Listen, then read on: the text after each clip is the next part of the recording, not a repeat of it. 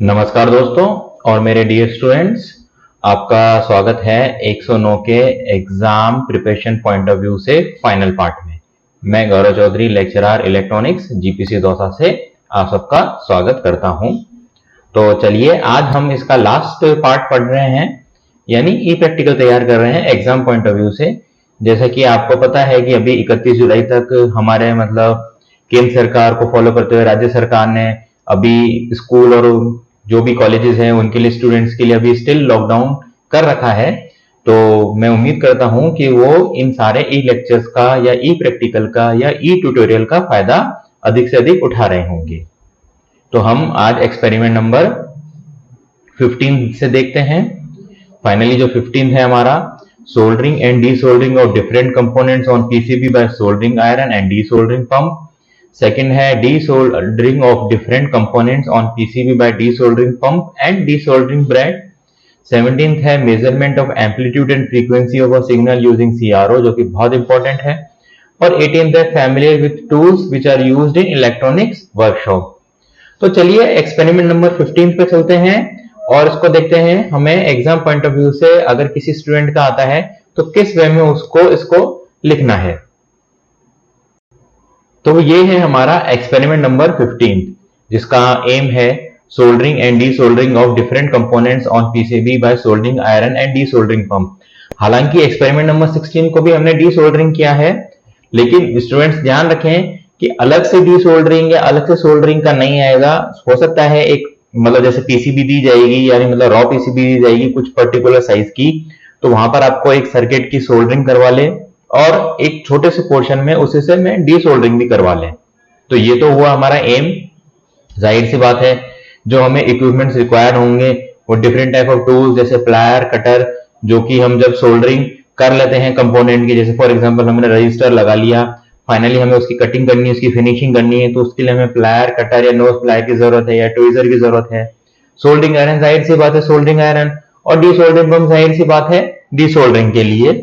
Multimeter, general purpose PCB जो कि हमें चाहिए, और सोल्डर वायर फ्लक्स एटसेट्रा। तो हम बात करते हैं, यहां पर शायद मेरे से एक मिस्टेक हुई है, सोल्डरिंग पेस्ट करना है इसको, ठीक है, मैं बाद में इसको एडिट कर दूंगा। थ्योरी में आपको सोल्डरिंग के बारे में लिखना है, जैसे कि soldering is a method by which two metallic conductors are joint together. Simple सी बात है, सोल्डरिंग एक ऐसा मेथड है जिसमें दो मेटलिक कंडक्टर के जॉइंट्स को जोड़ा जाता है। ये सबसे इंपॉर्टेंट बात है। और इससे रिगार्डिंग जो भी सोल्डरिंग में हमारा मटेरियल यूज होता है, जैसे it is a composition of tin and lead alloy, तो इसको स्मूथ करने के लिए हम सोल्डरिंग फ्लक्स लेते हैं। ये सारी चीजें हैं। मेन चीज जो है थ्योरी में वो है सोल्डरिंग स्टेप्स, जो कि डायग्राम पॉइंट ऑफ व्यू से बनी हुई है। इनको मैं ज्यादा एक्सप्लेन नहीं करूंगा। और फाइनली स्टेप्स आपको बता रहा हूं क्योंकि सोल्डरिंग का एक्सपेरिमेंट मैंने पहले बहुत अच्छे से एक्सप्लेन किया है और उम्मीद करता हूं स्टूडेंट्स को समझ में आया होगा। ये सारे स्टेप्स हैं। डायग्राम नहीं बनाना है, इसमें स्टूडेंट्स ध्यान रखें। मेन चीज ये है सोल्डरिंग स्टेप्स लिखनी है, उसको परफॉर्म करके दिखाना है। अगर आपका परफॉर्म हो गया तो ठीक है, क्योंकि डायग्राम में सीखे आप सोल्डरिंग आयरन, उसके आयरन के आगे की बिट बना सकते हैं, बट ऐसे पीसीबी को बनाना एक बहुत बड़ा इश्यू है। तो डायग्राम की जरूरत नहीं है इस एक्सपेरिमेंट में। मेन चीज ये है कि आपको सोल्डरिंग करना आना चाहिए पीसीबी के ऊपर। ये देखिए इस तरीके कुछ, जो कि नोज प्लायर या हमें जिसकी जरूरत है फाइनली फिनिशिंग के लिए, इस तरीके से हमारा सोल्डर जॉइंट तैयार हो जाता है।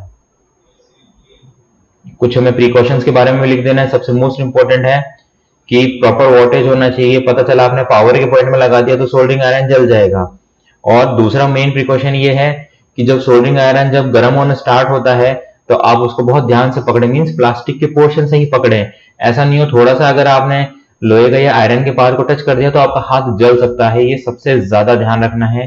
तीसरा जो पॉइंट है, आपका जो सोल्डर वायर है वो थोड़ा सा लंबा हो, मीन्स आप उसको दूर से पकड़े। अगर आप पास से पकड़ेंगे तो वो वायर एक्चुअली काफी सॉफ्ट होता है, काफी हल्का होता है, तो उससे सीधा हीट आपके स्किन पे ट्रांसफर हो सकती है।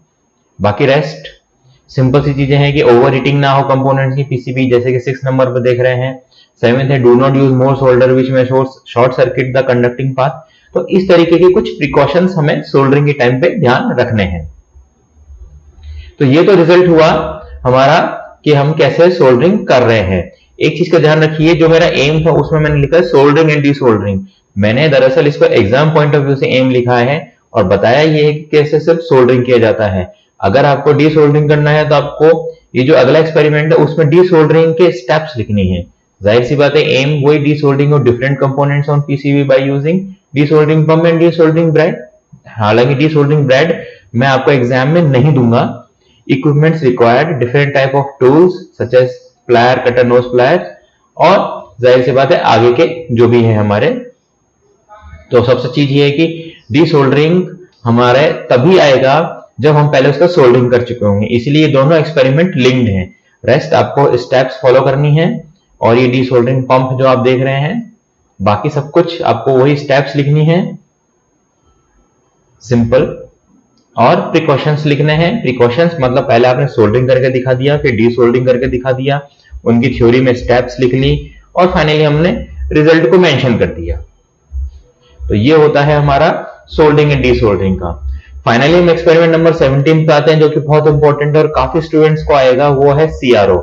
सीआरओ में हमारा एम है कि measurement of amplitude and frequency of a signal using CRO. अब जैसे कि हमें जो इक्विपमेंट्स रिक्वायर है वो है CRO, CRO props, connecting lead, signal generator etcetera. Theory में हमें पहले सीआरओ से रिलेटेड जो भी ट्रेस है उसको हमें लगा लेना है, ट्रेस पेपर आपको दिया जाएगा, और फाइनली सीआरओ के बारे में हल्का हमें लिखना है। और फाइनली उसमें जो एक्स एक्सिस में क्या होता है, वाई एक्सिस में क्या होता है, वोल्टेज पर डिवीजन क्या होता है, टाइम पर डिवीजन क्या होता है, फ्रीक्वेंसी पर डिवीजन क्या होता है, ये सब हमें एक्सप्लेन करना आना चाहिए। वाइवा में हमें इसके बारे में जब पूछा जाए तो मालूम होना चाहिए। इस तरीके से हमारा ये तैयार होता है और हमें इसकी ऑब्जर्वेशन टेबल बनानी है, टाइम पीरियड कैसे कैलकुलेट करना है। फाइनली ये कुछ एक सैंपल लिया था, तो इस तरीके से ऑब्जर्वेशन टेबल जो कि बहुत बहुत ज्यादा इंपॉर्टेंट है फ्रीक्वेंसी मेजरमेंट के लिए और एम्पलीट्यूड मेजरमेंट के लिए, और फाइनली रिजल्ट मेंशन करना है। फिर हमारा एक्सपेरिमेंट नंबर 18 है family with tools which are used in electronic workshop. ये जहां तक है मैं एक या दो टर्न के लिए स्टूडेंट्स के लिए ही दूंगा, मीन्स ये ज्यादा रिपीट नहीं होगा। इसमें स्टूडेंट्स ध्यान रखें कि उनका वाइवा प्रॉपर होगा, उनसे एक एक जो भी टूल हमारे पास में अवेलेबल है वो परफॉर्म करके दिखाया जाएगा, और जो कि मैं ऑलरेडी बता चुका हूं, जैसे कि सोल्डरिंग आयरन हुआ, सोल्डरिंग आयरन स्टैंड हुआ, इनसे पूछा जाएगा, डी सोल्डरिंग पंप हुआ, साइड कटर हुआ, इस तरीके की चीजों को हमें दिया जाएगा। जैसे वायर स्ट्रिपर हुआ, जो कि मैंने पहले भी क्रिम्पिंग टूल के बारे में वीडियो एक्सप्लेन किया था, प्लायर हुआ। तो इस तरीके के हमारे ये जो टूल्स हैं इनके बारे में आपसे बात की जाएगी। तो फाइनली ये हुआ कि हमने स्टडी और introduction of all tools means generally जो भी टूल्स यूज होते हैं इलेक्ट्रॉनिक वर्कशॉप में, हमने उसके बारे में पढ़ा। तो ये तो स्टूडेंट्स हुआ फाइनली 109, जो कि कॉमन है सारे ब्रांचेस के लिए, जो कि अभी आरपीजीपीसी दौसा में हमारे इलेक्ट्रॉनिक्स, कंप्यूटर, मैकेनिकल, इलेक्ट्रिकल और सिविल सबके लिए ये बहुत ज्यादा इंपॉर्टेंट है और इसमें मार्क्स गेन करना सबसे ज्यादा इजी है। स्टूडेंट से मैं रिक्वेस्ट करूंगा जो भी इस वीडियो को देख रहे हैं वो अपनी फाइल को सबमिट कराएं और सेफ रहें अपने घर पे, फालतू इधर उधर ना घूमें, बट अपने पढ़ाई का भी ध्यान रखें। आपके एग्जाम जब भी होंगे, जब भी स्थिति नॉर्मल रहेगी, मोस्ट प्रोबेबली 22 से तो अभी थर्ड ईयर के हैं, जब भी आप लोगों का होगा तो इसमें आप चूके नहीं और अच्छे से अच्छे मार्क्स गेन करें। Thank you.